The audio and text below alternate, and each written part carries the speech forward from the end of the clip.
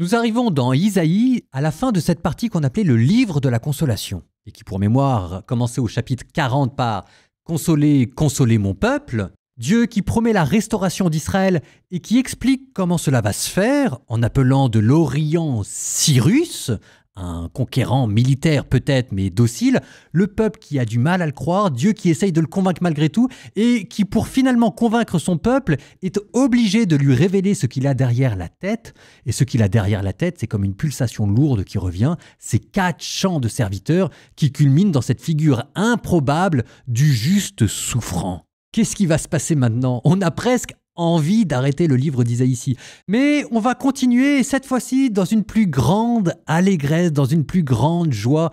Chapitre 54, verset 1, « Cri de joie, femme stérile, toi qui n'as pas enfanté. » Alors, je vous explique un petit peu ce que vous allez entendre. Chapitre 54, il va être question d'un chant d'amour. C'est la fin des querelles de couple et enfin la réconciliation. On a parlé du serviteur souffrant qui justifiait la multitude des nations et voilà qu'on vous parle d'une femme stérile. Cette femme stérile, c'est Jérusalem en exil qui va voir des enfants arriver. Et ces enfants, c'est cette multitude que le serviteur souffrant par son sacrifice a justifié auprès de Dieu.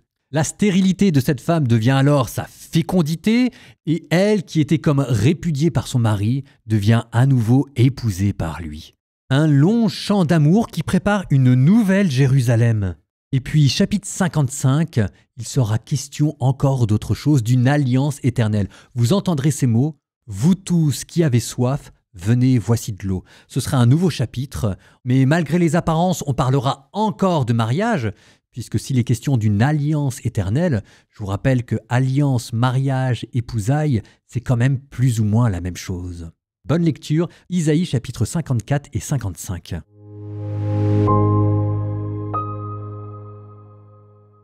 Crie de joie, femme stérile, toi qui n'as pas enfanté, jubile, éclate en cris de joie, toi qui n'as pas connu les douleurs, car les fils de la délaissée seront plus nombreux que les fils de l'épouse, dit le Seigneur. Élargis l'espace de tes tentes, déploie sans hésiter la toile de tes demeures, allonge tes cordages, renforce tes piquets, car tu vas te répandre au nord et au midi, ta descendance dépossédera les nations, elle peuplera des villes désertées, ne crains pas.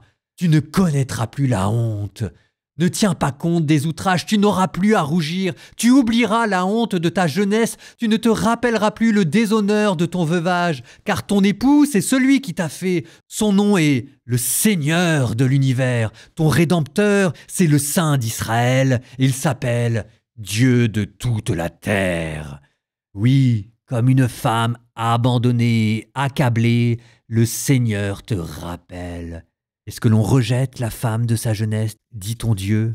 Un court instant je t'avais abandonné, mais dans ma grande détresse je te ramènerai. Quand ma colère a débordé, un instant je t'avais caché ma face, mais dans mon éternelle fidélité je te montre ma tendresse, dit le Seigneur ton Rédempteur. Je ferai comme au temps de Noé, quand j'ai juré que les eaux ne submergeraient plus la terre. De même, je jure de ne plus m'irriter contre toi, de ne plus te menacer. Et même si les montagnes s'écartaient, si les collines s'ébranlaient, ma fidélité ne s'écarterait pas de toi, mon alliance de paix ne serait pas ébranlée, dit le Seigneur qui te montre sa tendresse. Jérusalem, malheureuse, battue par la tempête, inconsolée, voici que je vais sertir tes pierres et poser tes fondations sur des saphirs. Je ferai tes créneaux avec des rubis, tes portes en cristal de roche et ton enceinte avec des pierres précieuses. Tes fils seront tous disciples du Seigneur et grande sera leur paix. Tu seras établi pour la justice. Loin de toi l'oppression, tu n'auras plus à craindre. Loin de toi la terreur, elle ne t'approchera plus. Si l'on s'en prend à toi, moi, je n'y suis pour rien. Et quiconque s'en prend à toi, devant toi tombera. Voici que moi j'ai créé l'artisan qui souffle sur les braises et en retire l'arme appropriée. C'est moi aussi qui ai créé le destructeur pour ravager. Toute arme forgée contre toi restera inefficace. Toute langue qui te citera au tribunal, tu la condamneras. Telle sera la part des serviteurs du Seigneur. Telle est la justice qui leur viendra de moi, oracle du Seigneur. Vous tous qui avez soif, venez, voici de l'eau. Même si vous n'avez pas d'argent, Venez acheter et consommer. Venez acheter du vin et du lait sans argent, sans rien payer. Pourquoi dépenser votre argent pour ce qui ne nourrit pas, vous fatiguer pour ce qui ne vous rassasie pas? Écoutez-moi bien et mangez de bonnes choses. Vous vous régalerez de viande savoureuse. Prêtez l'oreille, venez à moi. Écoutez, vous vivrez. Je m'engagerai envers vous par une alliance éternelle. Ce sont les bienfaits garantis à David. Lui, j'en ai fait un témoin pour les peuples. Pour les peuples, un guide et un chef. Mais toi, tu appelleras une nation inconnue de toi. Une nation qui ne te connaît pas accourra vers toi. À cause du Seigneur ton Dieu. À cause du Saint d'Israël. Car c'est lui qui fera ta splendeur. Cherchez le Seigneur tant qu'il se laisse trouver, invoquez-le tant qu'il est proche, que le méchant abandonne son chemin et l'homme perfide ses pensées, qu'il revienne vers le Seigneur qui lui montrera sa miséricorde, vers notre Dieu qui est riche en pardon, car mes pensées ne sont pas vos pensées, et vos chemins ne sont pas mes chemins. Oracle du Seigneur, autant le ciel est élevé au-dessus de la terre, autant mes chemins sont élevés au-dessus de vos chemins et mes pensées au-dessus de vos pensées. La pluie et la neige qui descendent des cieux n'y retournent pas sans avoir abreuvé la terre, sans l'avoir fécondée et l'avoir fait germer, donnant la semence au semeur et le pain à celui qui doit manger. Ainsi ma parole qui sort de ma bouche ne me reviendra pas sans résultat, sans avoir fait ce qui me plaît, sans avoir accompli sa mission. Oui, dans la joie, vous partirez, vous serez conduits dans la paix. Montagnes et collines à votre passage éclateront en cris de joie, et tous les arbres de la campagne applaudiront. Au lieu de la broussaille poussera le cyprès, au lieu de l'ortie poussera le myrte. Le Seigneur en sera grandi, et ce signe éternel sera impérissable.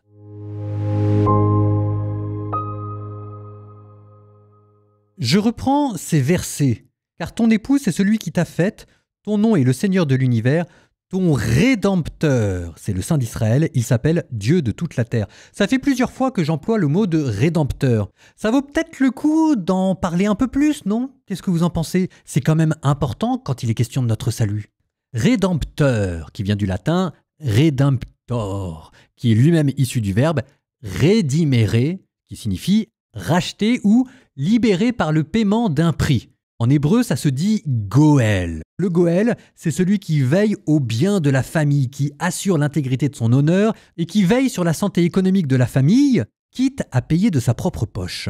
Par exemple, s'il y a un champ qui a quitté l'héritage familial et que vous avez de l'argent, eh ben vous allez le racheter pour le redonner à votre famille et vous allez vous faire Goël de votre famille. Dans l'Ancien Testament, le Rédempteur, par excellence, le Goël que tout le monde connaît, c'est Booz. C'est lui qui rachète Ruth, qui, en rachetant Ruth et en l'épousant, restaure la lignée et la dignité de son proche parent qui était Élimélec. Et Booz ne le faisait pas par contrainte, il le faisait par amour et par bonté, ce qui fait que le Goël, c'est celui qui sauve, mais pas comme un justicier ou comme un militaire, mais celui qui sauve par une certaine forme de tendresse familiale qui l'oblige à payer de sa poche. Eh bien, c'est ce modèle-là exactement qu'Isaïe reprend mot pour l'appliquer au mécanisme du salut et de leur restauration. Je vous redonne le passage que vous avez entendu. Ton époux, c'est celui qui t'a faite. Son nom est le Seigneur de l'univers. Ton Rédempteur, c'est le Saint d'Israël. Donc si vous voulez, par rapport au chant du serviteur, on a comme l'impression d'un changement à nouveau de style. On était dans les souffrances, mécanisme de l'expiation au dernier épisode, et voilà maintenant qu'on est à nouveau dans les épousailles. Ce qui permet d'ailleurs de manière très belle de montrer comment cette restauration est comparée à une alliance amoureuse, à une alliance éternelle. Alors, ça permet de corriger un tout petit peu ce qu'il y avait dans le chant du serviteur. On n'a pas encore la pleine révélation de la charité dans Jésus, mais ça vous montre que le serviteur souffrant qui rachète par le sang, c'est pas comme une sorte, pas uniquement comme une dette à payer ou comme une justice à satisfaire, mais c'est plutôt le Goël, celui qui par tendresse familiale donne de sa personne. Je redis, qui donne de sa personne. C'est pour ça que c'est par ses souffrances que nous sommes guéris. C'est parce qu'en fait, il ne va pas racheter avec de l'argent. Il rachète en s'engageant, en se donnant lui-même. Et c'est ça le Goël. C'est pas pour le plaisir mesquin de satisfaire un Dieu vengeur. Non, c'est parce que la souffrance montre que c'est vous qui vous portez garant. C'est parce que la souffrance de ceux que vous voulez racheter, vous voulez la faire vôtre. Et c'est précisément ça ce qui vous a permis de revenir dans le thème de l'épousaille dans la citation que je venais de vous donner d'Isaïe. Le but du Goël, à la limite, c'est pas de justifier, c'est de pouvoir à nouveau se marier avec vous. Enfin, Dieu avec son peuple. Alors comment ça se fait? Probablement, d'ailleurs c'est comme ça que nous on s'est convertis en voyant le Christ sur la croix, c'est qu'en voyant les souffrances de ce juste qui va mourir d'amour pour nous, ça va tellement nous transpercer le cœur que même cette épouse infidèle, cette épouse répudiée, cette épouse qui était dure de cœur, elle aura les entrailles transpercées à tel point que dans son cœur stérile, à nouveau, elle tombera amoureuse de son Dieu, de son Rédempteur, du Saint d'Israël, qui est mort pour elle. D'ailleurs, dans le texte que vous venez d'entendre là d'Isaïe, c'est comme si cette épouse infidèle, en retombant amoureuse de son Créateur, avait retrouvé sa fécondité. Cette femme stérile, cette Jérusalem délaissée qui à nouveau arrive à avoir des enfants, c'était les enfants, la multitude que le serviteur souffrant avait justifié. C'est lui qui rend la fécondité. C'est intéressant parce que ça permet d'aller jusqu'au bout. On vous a parlé, chapitre 54, verset 11, d'une nouvelle Jérusalem. Jérusalem malheureuse, battue par la tempête inconsolée, voici que je vais sertir tes pierres et poser tes fondations sur des saphirs. Je ferai tes créneaux avec des rubis, tes portes en cristal de roche. Et ça, c'est la Jérusalem céleste dont l'Apocalypse de Saint Jean parlera en disant qu'elle est comme une épouse parée pour son époux.